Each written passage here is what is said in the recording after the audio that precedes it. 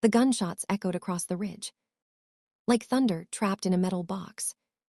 Andrew shoved me behind the car as another round sliced through the fog, hitting a tree trunk with a violent crack.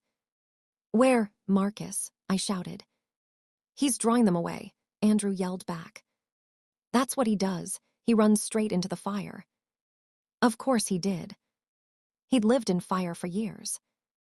Andrew reached for the radio on his vest. "This is Agent Monroe. Code Black, I repeat, Code Black, hostiles on site. Request." A bullet ripped through the radio, tearing it clean off his chest. Andrew froze for half a second. "Time to go." He grabbed my jacket and dragged me toward the forest. Branches whipped against my face. Roots pulled at my boots. The ground sloped downward in uneven steps. Behind us, men shouted. Controlled, tactical, trained. Not hunters. Professionals. "They're a recon unit," Andrew muttered between breaths. "They move like mercs, but they're government trained." "Which government?" "The kind that doesn't admit things publicly." My stomach twisted. "Why are they after Marcus?" Andrew shot me a look. "Because Marcus knows something he shouldn't. Something your father died protecting." That should have terrified me. But all I could think was, if Marcus is still out there, he's outnumbered. We slid down a muddy incline and reached a narrow creek. Andrew grabbed my arm. "If we cross here, our tracks scatter in the water. They'll lose our direction." I nodded. But just as we stepped in, a voice sliced through the trees. "Drop your weapons." We froze.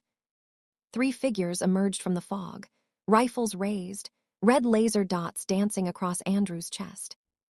Andrew whispered under his breath. "They shouldn't have caught up this fast." "Hands up," one of the soldiers barked. Andrew raised his hand slowly. I followed. The soldier at the front stepped closer. His mask was black, visor tinted, voice cold. "Where is Subject M?" "Subject M. Marcus. Not a person. A target. A weapon. A file." I clenched my jaw. "We don't know," Andrew said calmly.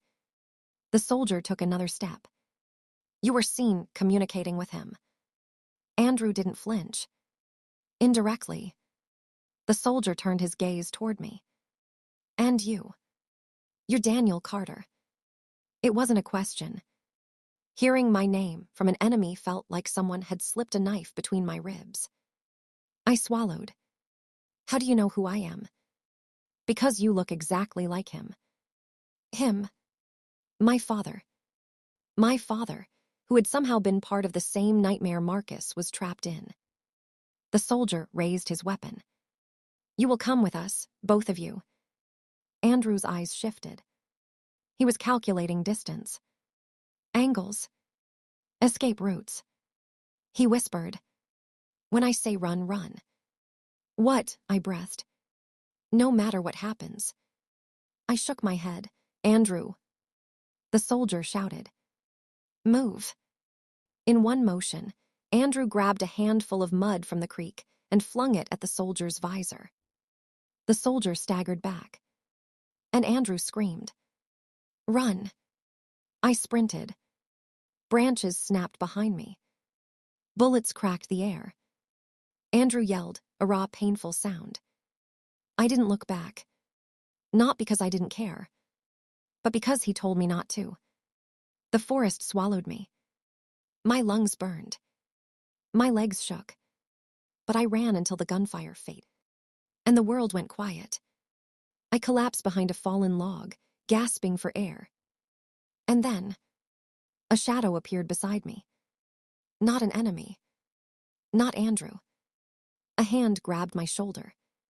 Strong. Steady. I looked up. Marcus. His face was cut, bleeding, coated in dirt. But his eyes were burning with purpose. "They're hunting you now," he said quietly. "No," I whispered, voice shaking.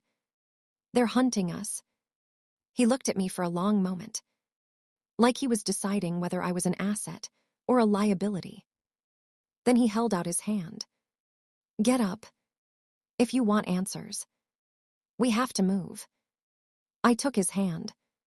He pulled me up with surprising strength. We disappeared into the forest, just as the mercenaries reached the creek. The chase had begun. But for the first time, I wasn't running alone.